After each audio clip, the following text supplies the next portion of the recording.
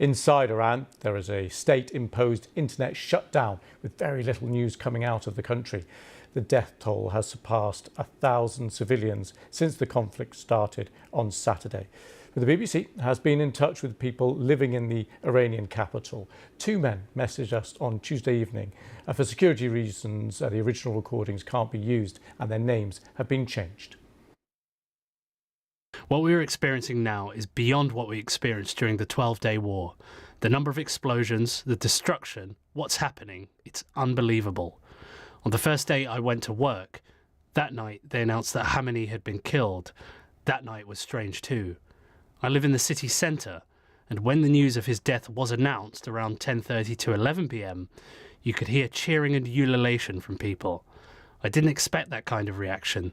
The city centre atmosphere after the attack was very security heavy, and it still is. Every day they send SMS messages warning that if we go outside, they'll deal with us harshly. Today, a message came saying that if anyone among you goes out and protests, we consider you Israeli collaborators. When the war began, my life turned into a roller coaster ride. In the first 3 days, our city was heavily bombed, and we live in an area where fighter jets constantly pass overhead. So along with two of our friends carrying our emergency backpacks, we've been moving back and forth between their house and ours.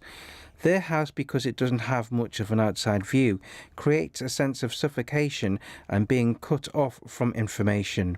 Our house, with its many windows, keeps us more aware of what's happening, but feels less safe. These past few days, except for the first day, the sky has been constantly cloudy. The city's landscape, with columns of black and white smoke, the mountain backdrop and the dark overcast sky, looks like an expressionist painting, a spectrum of tones from deep black to white. It's an image that is simultaneously beautiful and horrifying. When the news of Ali Khamenei's death came, we didn't believe it at first. But the next morning, when Iran's official media confirmed it, instead of joy, I was filled with anger. I'd always imagined that moment would feel like happiness, but it didn't. The thought that, because of one person's delusion and madness, almost all the years of my life and the lives of millions like me were destroyed, and thousands lost their lives, and yet he himself was removed from the scene in a single moment, made me truly angry. Well, the state funeral of Iran's supreme leader, Ayatollah Ali Khamenei, has been postponed, according to Iranian state media. He was killed in an Israeli attack on Saturday. His son, Mujtaba Khamenei, has reportedly survived. He is the second eldest child and seen as a potential next supreme leader of Iran. Well, the three-day funeral was due to begin later today, with images on social media that showed preparations to get everything ready. But reports suggest organisers say the ceremony will be postponed until there is infrastructure in place. No new date for the ceremony has been announced. Well, you will have heard a report this weekend of a strike on a girls' school in Iran on Saturday.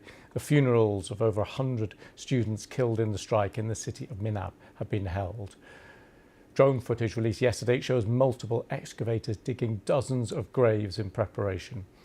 Iranian officials said more than 160 people were killed when the school was hit. The building was located near an Islamic Revolutionary Guard Corps base. BBC News has not been able to independently verify the Iranian authorities' death toll. Our State Department correspondent Tom Bateman questioned the US Secretary of Defense about the strike. Thank you. Come back with the BBC. Can you give us an update on what the administration knows, what you know now about the reported strike on a girls' school in southern Iran on Saturday? All I can say is that we're investigating that. We, of course, never target civilian targets, but we're taking a look and investigating that. Red tie in front. Just on the basis that with the information you would have, your reconnaissance abilities, ability to gather information, I mean, it's several days on now. So is there any clarity on whose munition this was? We're investigating it. Thank you. Let's take a look at how surrounding regions have been sucked into this war. During that news conference, Pete Hegseth said the US sank an Iranian warship that thought it was safe in international waters. The Pentagon has released footage of the moment a US torpedo struck an Iranian naval ship in the Indian Ocean. The Sri Lankan foreign minister says at least 80 people were killed, more than 30 rescued. Iran is also continuing to carry out attacks across the Middle East. Turkey, Israel, Saudi Arabia, Kuwait have all shot down drones headed towards them. In Dubai, one drone reportedly hit the US consulate there. And a missile fell to the ground in an open field in a Kurdish-controlled area of northeastern Syria. Well, BBC Persian's Nafise Konovad is in Baghdad and explains how Iraq, which shares a 1,600-kilometre land border with Iran, is trying to stay out of the crossfire. Iraq has been trying so hard not to be dragged into this conflict. Iraq's airspace is closed, and Iraq has sent multiple messages to Tehran, to Washington, and also indirectly to Israel that the airspace of this country should not be used by any party to carry out attacks against each other. But there have been some reports showing that a part of the airspace had been already used by the U.S. and Israeli jets to carry out campaign or refueling their fighter jets over Iraq in this campaign. So how aligned are Arab countries in the U.S. Israel war with Iran? Gamal Rushdie is a spokesperson for the Arab League. Arab countries were not part of this war. Arab countries were not at war with Iran. Actually, to the contrary, some Arab countries, notably Oman, but not only Oman, also Qatar and Egypt and other Arab countries, they played significant roles trying to avoid the situation we are facing now, trying to avoid this war and to provide a kind of a diplomatic path. Oman brokered the dialogue between the United States and Iran, and Arab countries were clear before the war that they are not going to allow their territories to be used in any military action against their territories or airspace to be used in any military action against Iran. And that's why Arab countries actually are extremely frustrated at the Iranian attacks and the Iranian policy, and that it's like no good deed goes unpunished. And if you're just joining us, this is all you need to know about the Iran war today in 15 minutes. Next, Donald Trump appears to have abandoned all attempts at reaching a solution diplomatically. Yesterday, he criticised Keir Starmer over his refusal to permit the use of UK bases for the initial strikes on Iran. Today, he turned his attention to Spain, something which TikTok users have been talking about today. Trump threatened to impose a full trade embargo on Spain for not allowing the US to use its facilities. This was the Spanish Prime Minister's response. La posición del Gobierno de España se resume en 4 palabras. No. The Spanish government's position can be summed up in 4 words: no to the war. The world, Europe and Spain have been here before.